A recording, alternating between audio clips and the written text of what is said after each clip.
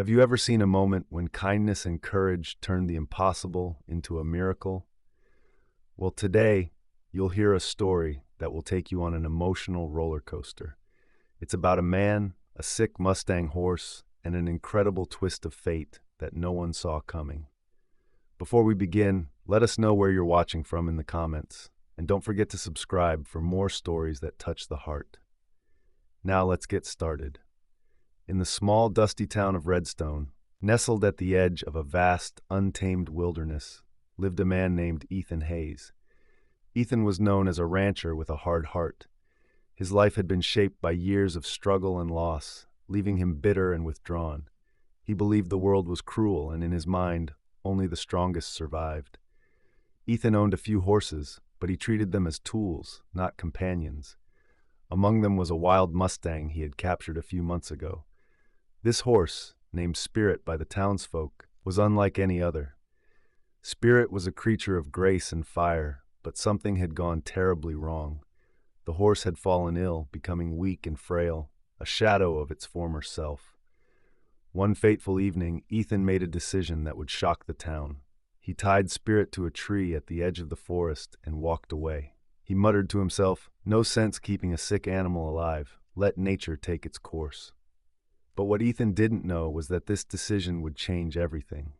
As the moon rose high, the forest came alive with the eerie howls of wolves. Spirit, though weak, stood tall, eyes burning with defiance. It was as if the horse knew it had to fight for its life. Meanwhile, a young woman named Clara Brooks had just returned to Redstone. Clara was a veterinarian and had spent years away studying animal care. She was a kind soul, driven by her love for creatures big and small. Clara had heard about Spirit and Ethan's harsh ways. That night, as she sat by her window, she felt an unease she couldn't shake. She decided to take a walk. Clara's path led her toward the edge of the forest. As she got closer, she heard the howls and saw a flicker of movement.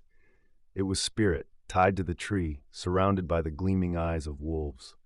Without a second thought, Clara sprang into action. She grabbed a large branch and waved it fiercely, shouting to scare off the wolves. Startled by her determination, they retreated into the shadows. Clara rushed to Spirit, her heart breaking at the sight of the horse's frail body and trembling legs. She whispered, "Don't worry, I've got you."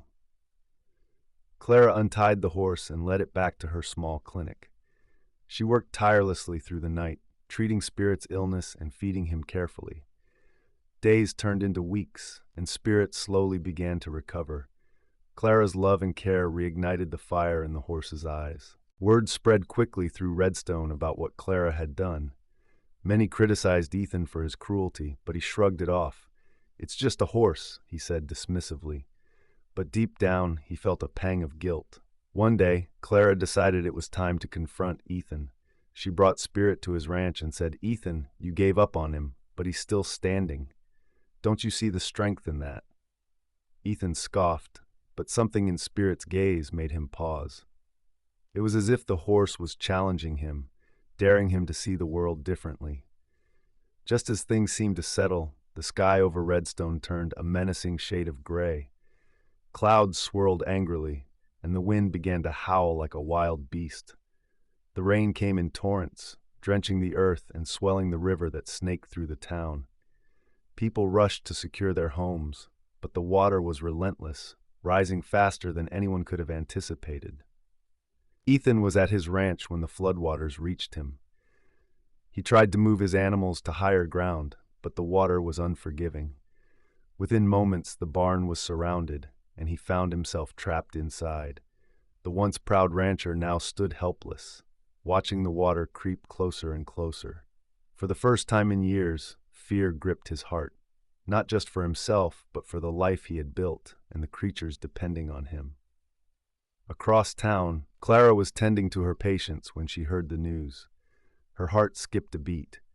Ethan might have been tough and unkind, but no one deserved to face such peril alone. Without hesitation, she saddled Spirit, the Mustang whose life she had saved, and set off toward the ranch. The journey was treacherous. The rain stung Clara's face, and the floodwaters threatened to pull them under. Spirit moved with remarkable strength and determination, as if he understood the urgency of their mission. Clara whispered, "We can do this, Spirit. We have to." When they arrived, Ethan was standing in the barn, his head bowed in defeat. He looked up, stunned, as Clara and Spirit emerged through the storm. The sight of the horse he had left for dead, now standing tall and strong, shook him to his core. Clara shouted, "Ethan, we have to go now." For a moment, Ethan hesitated. His pride, his guilt, and his fear all clashed within him. But then he saw Spirit's eyes, fierce and unwavering, and he knew what he had to do. He reached for Clara's outstretched hand and climbed onto Spirit's back. The ride back was harrowing. The floodwaters surged around them, and the current threatened to pull them under. But Spirit pressed on, his every step a testament to his will to survive and protect. Ethan held on tightly, his heart pounding, not from fear, but from a growing sense of awe and gratitude. When they finally reached safety, Ethan slid off Spirit's back and stood there, drenched and trembling. He looked at Clara, then at the horse, and whispered, "I don't deserve this, any of it." Clara placed a hand on his shoulder and said gently, "Maybe not, but life gives us second chances for a reason. Don't waste it."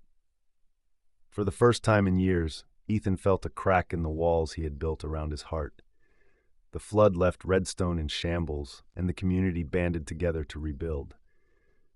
Clara, ever the caregiver, worked tirelessly, not just for the animals, but for the people who had lost so much. Ethan, inspired by her selflessness and Spirit's resilience, found himself volunteering to help. It was a slow process, but with each passing day, he felt a shift within himself.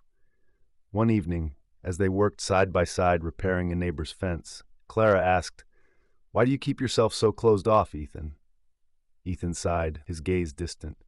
"Because it's easier to not care. When you care, you lose, and I've lost enough."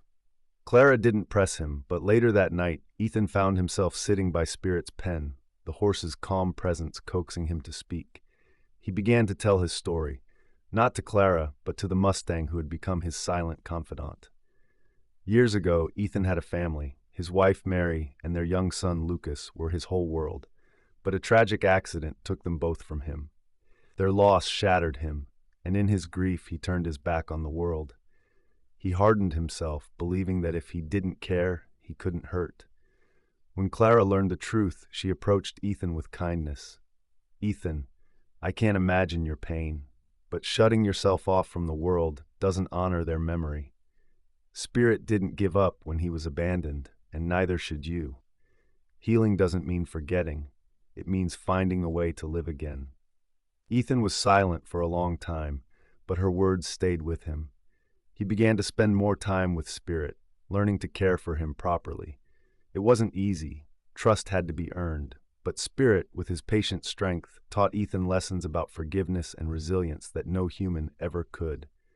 Months later, Redstone held a celebration to mark the town's recovery. Clara and Spirit were chosen to lead the parade, a symbol of hope and perseverance. Ethan watched from the sidelines, his heart swelling with pride as the horse he once abandoned now stood as a beacon of strength. As Clara and Spirit passed by, Clara waved to Ethan, and to everyone's surprise, he joined them, walking alongside Spirit. The townsfolk cheered, not just for Spirit and Clara, but for Ethan, who had found his way back to the community. Ethan had changed. He was still rough around the edges, but his heart was open once more. He volunteered at Clara's clinic, helped neighbors in need, and even adopted a stray dog that wandered onto his property. In Spirit's eyes, Ethan saw a reflection of his own journey, a testament to the power of second chances and the strength it takes to change. As the parade ended, Ethan looked out at the crowd and whispered, "Thank you, Spirit, for saving me." And for the first time in years, Ethan smiled, a real heartfelt smile that spoke of healing, hope, and a future filled with possibilities. That's the story, friends. I hope you enjoyed it. It was a pleasure sharing it with you all. Don't forget to comment below and let me know where you're watching from. It's always fun to see the global reach of these stories. And if you haven't already, please hit that subscribe button for more amazing stories, tips, and tricks. Thank you for watching, and I'll see you in the next one. Bye. If you'd like to show some extra love, tap the three dots near the share button and send a super thanks.